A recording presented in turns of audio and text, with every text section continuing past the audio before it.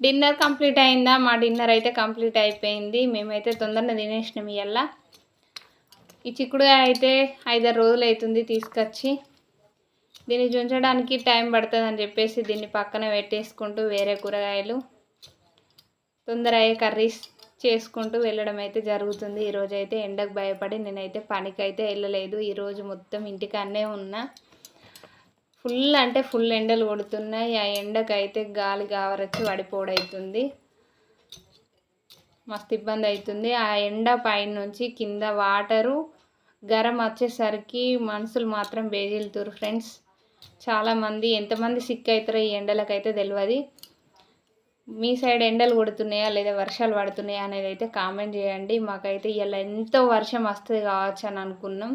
ఉరుముడు మెరుసుడు అలాగే గాలితోనైతే చీకటి లెక్క వచ్చింది మొగులు. చివరికి చూస్తే ఒక బట్ట తడుపు డల్ అయితే పడ్డది. వర్షాలు అయితే లేవు. మంచు మాత్రం విపరీతంగా కురిసింది ఈరోజు. ఇట్లా మంచు కురిస్తే వర్షాలు అయితే పడాయని అంటారు. మరి నిజమా అబద్ధమా మరి నాకైతే అంత ఐడియా లేదు.